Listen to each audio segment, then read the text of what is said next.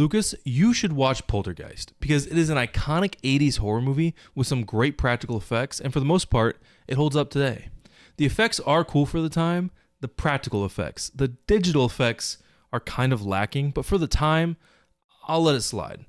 Now, I cannot believe this movie is rated PG, not PG 13, PG.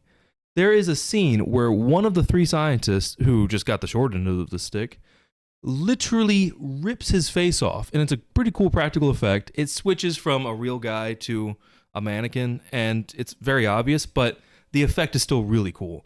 And he just peels his face off, and it's a dream. But still, it happens, and it's a PG movie, so I don't know how they got away with that part. And there's literal skeletons. Everyone knows the iconic ending, and the skeletons are literally coming out of the ground. And it's a PG movie, so I digress. There's some fun references in this where the goldfish grows into a shark and bites that same scientist. You don't see it, it's all off screen, but the bite looks like a shark bite. I'm pretty sure that's a Jaws reference because I did not know this. This movie's written by Steven Spielberg. I had no idea about that. He doesn't direct it. Tobe Hooper directs it, and he is famous for Texas Chainsaw Massacre and other horror movies. But I had no idea Steven Spielberg was even involved in this. There's a lot of Star Wars toys and blankets and whatnot in the kids' room, which I thought was pretty fun and probably a nod to their friend George Lucas. And Kathleen Kennedy, the current head of Lucasfilms, is a producer on this movie. I did not know that. The dad from The Incredibles, he voices the dad from The Incredibles. He is the dad in this movie.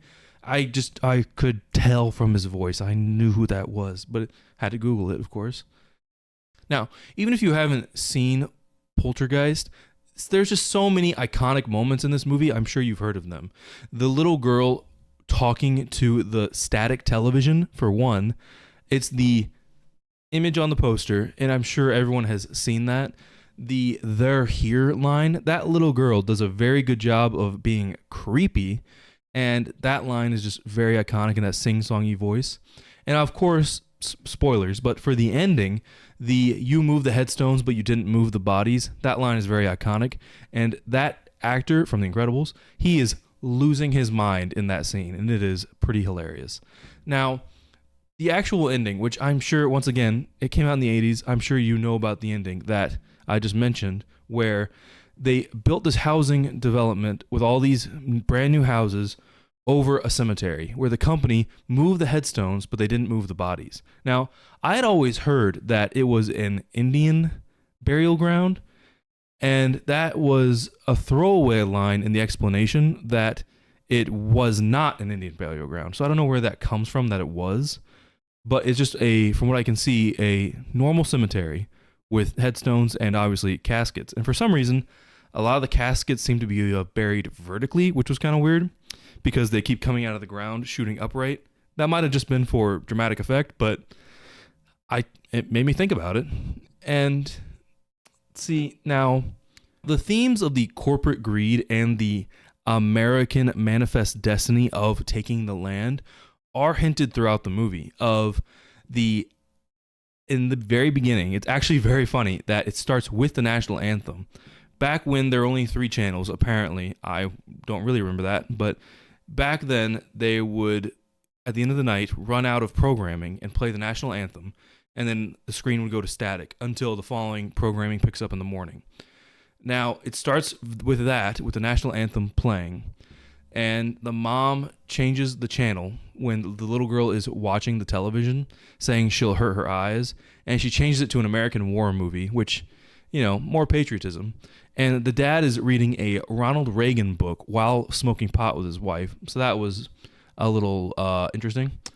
The company built the neighborhood. The dad works for the company. He is their top salesman, responsible for half of all of the sales.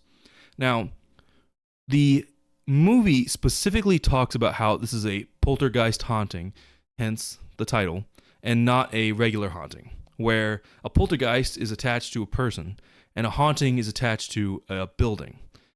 Now, are they attached to the dad? Because they seem to focus a lot on the little girl and the son when the tree is literally eating him. but it seems like it should be trying to communicate with the dad somehow, or trying to punish him at least, since he works for the company. And I think that's what they were trying to get across, because only their house seems to be haunted. They asked the neighbor about it, and they don't seem to know or care. And it's just interesting. The bulldozer digs up the dead bird from the beginning of the movie, which is very interesting because the bulldozer is digging out the pool, and from that pool come the bodies that we see at the end of the movie as well. It's interesting that the bird being dug up and the bodies being dug up, it's foreshadowing that at the very beginning of the movie. And it's just, I can't get over the fact that it was haunting just their house and not the rest of the neighborhood, because at the end of the movie, they do get away. And they go to a motel, and it's a nice touch that dad pushes the TV out of the room because they're probably sick and tired of the little girl talking to the television, which is understandable. And I just wonder, because there's no, the family makes it out. The family that we are with for the entire movie make it out of the neighborhood, but there's no conclusion as to whether or not the rest of the neighborhood will be attacked or if they're going to tear down the neighborhood, because their house literally gets sucked into the void and destroyed. And it's just not shown what will happen to the rest of the neighborhood. But at least that family got out. And the most relatable, there were two pretty relatable moments in this movie. When at breakfast, the three siblings are arguing with each other and just bickering. And, you know, as brothers, it's very relatable. And then the most accurate moment was actually the most tense. When they're trying to get away from the house, the dad is fumbling with his keys and he cannot put it in the ignition. First, he can't get him out of his tight jeans pocket, and then he can't get him into the ignition. I thought that part was very funny. It was very tense, but it was also very funny. Like, that's the most relatable moment of this entire movie. Now, I really like Poltergeist, and it was a lot of fun. It could have been edited down a little bit, like maybe like 10 to 20 minutes. And that is just me nitpicking probably. Like, it could have just been a cleaner edit, but what do I know? I'm just a guy who likes movies.